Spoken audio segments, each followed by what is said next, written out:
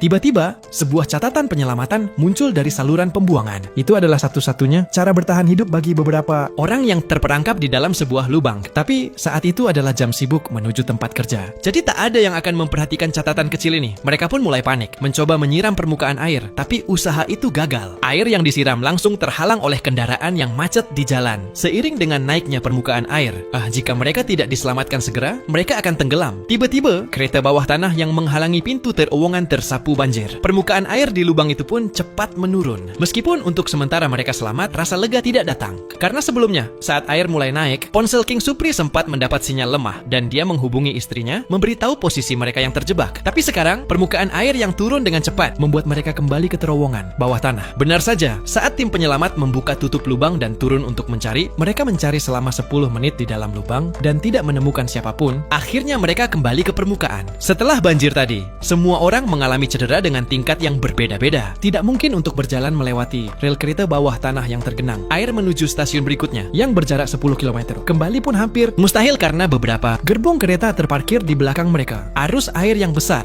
menyebabkan gerbong-gerbong itu keluar jalur dan tergeser, menghalangi terowongan. Penumpang yang mencoba melarikan diri dengan berjalan kaki semuanya hancur terhimpit. Bahkan salah satu dari kelompok mereka hampir kehilangan nyawanya karena kejadian ini. Untungnya pacarnya berjuang keras untuk menyelamatkannya dan akhirnya dia selamat. Jadi sekarang meski nyawa mereka terancam, mereka tak akan lagi mencoba jalan itu. Saat semua orang mulai putus asa, tiba-tiba sebuah cahaya muncul. Harapan hidup kembali menyala. Ternyata masih ada 2 anggota tim penyelamat di dalam terowongan yang setelah melalui banyak rintangan, akhirnya menemukan kelompok itu. Namun sebelum mereka bisa merasa bahagia, dasar sungai di atas terowongan tiba-tiba ambruk. Banjir besar datang lagi. Kali ini lebih dahsyat, 10 kali lipat lebih besar dari sebelumnya. Untungnya, ada jaring besi besar di dekat situ. Semua orang menggenggamnya dengan erat agar tidak terbawa arus. Anggota tim penyelamat segera menghubungi markas besar, memberitahu mereka untuk segera menutup pintu banjir. Jika tidak, lebih banyak air akan masuk. Akhirnya, dengan kerja sama ruangan kontrol, pada saat terakhir sebelum banjir datang lagi, pintu banjir berhasil ditutup. Tapi itu juga berarti tidak ada tim penyelamat lain yang bisa masuk dari luar. Kelompok itu pun kembali terjerumus ke dalam keputusasaan.